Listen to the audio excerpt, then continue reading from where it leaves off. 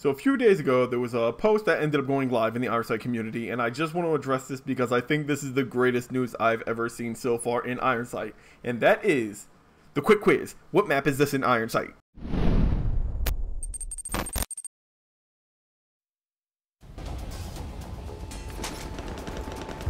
So I do apologize if you are a bit upset, but this video is actually not going to be about that map. But hey, if you do know what it is, let me know in the comment section down below. But today I want to talk about the HQ report that ended up going live not that long ago. I think it's been a few days. I was a bit skeptical looking into this whole thing, especially since I seen this skin of the AN94. But I just want to quickly go over this. Now, this is like the second time I went over this, and I think the last video was about 20 minutes, and I don't really want to take that much time off your hands. I do appreciate all the time that you guys give me, but I don't want to take up too much of it. Now, I do want to go over some of these charts and just kind of summarize everything that I feel about this closely. So I am going to let some of those photos play here in the background. There was a survey that was on Reddit, and I kind of feel like the best thing that you guys can do is maybe try to notify players inside the game. Maybe do something like, hey guys, take this survey, of course make it a pop-up in the game when they log in on like the bottom right.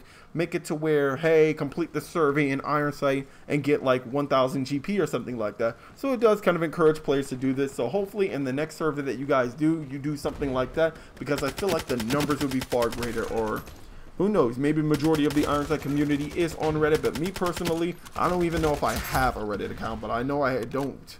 I can't even remember the last time I've been on Reddit, so who knows. But the monetization strategy, of course, all of this, I am really pleased to see that the majority of people did want to buy things directly. And of course, overall, I'm even happy that the developers were willing to actually do the server. I never thought that they would ever open their minds up to the community, but it's nice to see this. But you also get a view of exactly what the devs team's priorities were, and I do think they're lying on this one, because of course you guys are saying the majority of it has been on server and netcode. However, what you see, of course, that could be like what you've been working on, but so far what the players have been seeing is you releasing new maps, new modes, and more skins.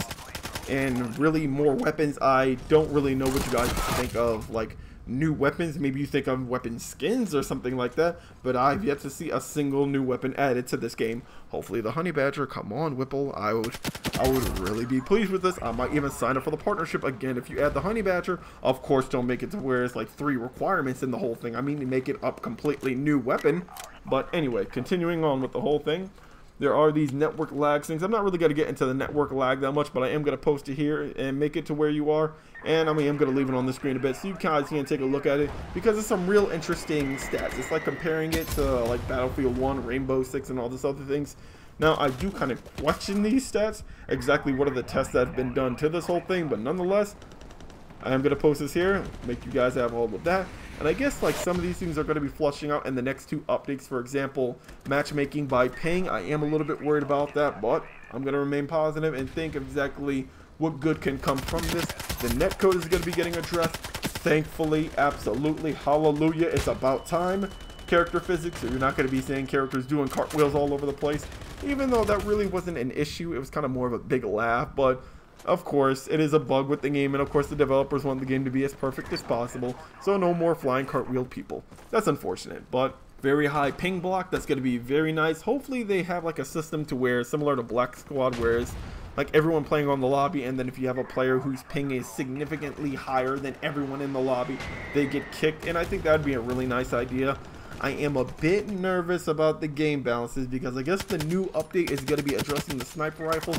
Now, me personally, the ideas that I've had for the snipers are kind of similar to Counter-Strike. I feel like make the weapon like less accurate when you're actually on the move, and make it more accurate if you're like in a stable position or you're just like standing perfectly still. I think that's like a proper way to like balance out sniping, but I don't know. Let's just see exactly what the developers do, and hopefully it's not just like nerfing the damage by 2 like the AR-57. Now, speaking of the AR-57, they also are aware that the community is still not pleased with the AR-57 rework, because it is still a god. Now, whenever this update comes where they're going to be patching up the AR-57 or nerfing the whole thing, I'm always going to be there to cover it, so I'll let you guys know on that whole thing. But hopefully, again, listen to what I was saying before, just nerf hipfire. AR-57 is not the problem, it's hipfire. Or maybe like a subtle way is like, make more, like create a bigger bloom when you're hip firing. maybe that'll be, well, of course that does go about nerfing hipfire nonetheless, but we'll see exactly what they'll do with that whole thing. But the next thing is esports. I'm not really against esports, and I am happy with the community saying like maybe in small bits or not now, fix the tech issues. I think this is like a good way of actually addressing it. Like, they have been implementing like a few updates and things to kind of help out esports slightly, making the custom games have password only, the observer mode of course. So they have been doing like subtle things, but I think the direction that they're going in right now with esports is a good one. And when they of course fix all of the tech issues and it's just smooth sailing, then I think yes, definitely address esports again and just put absolute full attention into it. Because of course there are like a large group of people who really do support esports. And you never know, sometimes I kind of like playing a little bit of esports just to have a little bit of fun. Because of course, I don't know, being competitive, it's never a bad thing having more options. That's how I see it. More options, esports is more than welcome, but of course should not be a priority. Not saying that it is, but I'm just saying in general. Another server is going to be coming, South America. Hopefully they do open up in like some Asia servers so they can kind of address that part of the world. But South America servers are also coming in. The publishing strategies, it's actually seeing what they are, and I am pleased to see that they are fighting cheaters. I've actually been seeing I don't even think I haven't seen a cheater in like a few months right now. Now, of course it is me, but you also got to kind of consider exactly what people count as cheating, because sometimes a skilled player with a sniper, people will call it cheating. Someone with an AR-57, they'll call it cheating or something like that. But I've actually, me personally, I really haven't been seeing that many cheaters. So I think they've been doing a very good job at that one. I do want to commend you guys for that. Publishing team, you guys are absolutely killing it. I've rarely been seeing any cheaters. End-game events, hopefully do kind of like improve the system overall, because I think like the end-game events that they have right now, there's not really much of a motive to do it. I don't know, I'm not really motivated to do any of the events. I kind of stopped doing them. The last two events, the spring cleaning and even this event, I just don't care about it.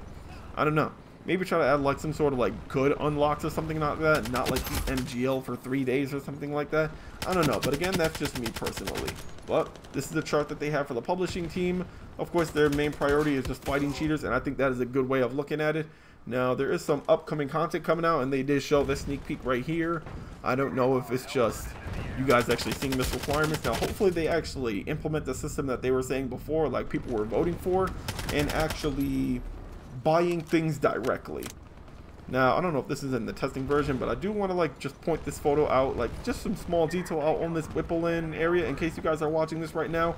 The average player does not have that many chips, that much AP, and that much GP.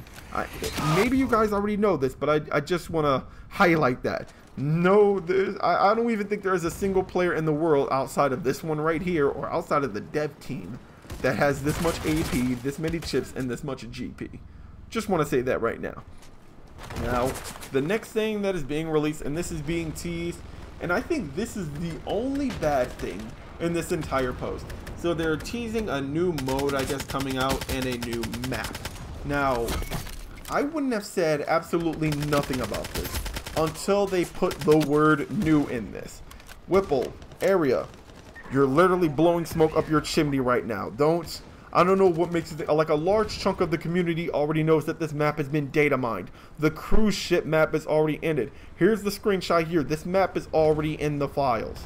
This is nothing new. Maybe the mode that you guys are working on is new, but nonetheless, I think you should have took that word new out of that, because this is not a new map. This is just data mined. This is already in the Korean version. There's even videos on YouTube of people playing on this map. But what I do kind of think that you guys should really address is, if you are gonna release like a new mode, please test it as much as possible. Kind of definitely put yourself in like the player's perspective, trying to motivate people to do the objective and reward players for actually doing the objective. You guys really did drop the ball when it comes to that new frontline mode. A few people did like it. I got some comment sections, like some comments on my last video saying that some people did like it. Me personally, I don't like it, and it doesn't even encourage me to play the mode. I just kind of do it for kills and mostly just to do my mastery rank. That's about it. I don't care for it, and I'm not even being rewarded while I'm playing the objective, so I definitely don't care. But test this thing as much as possible. Please test, and heck, if you need an honest beta tester, hire me or something like that. I'll definitely do it, or I'll even do it out of the kindness of my heart. I'll sign an NDA and all of that. I'll be your tester. But that is a new mode and everything coming out, and that's just everything in this update. Hopefully you guys enjoyed this. Let me know what you guys think about this upcoming update. Again, I am going to leave it in the description box below. Let me know what you guys think about it, and I'll see you guys in the next one. And please, always, stay safe.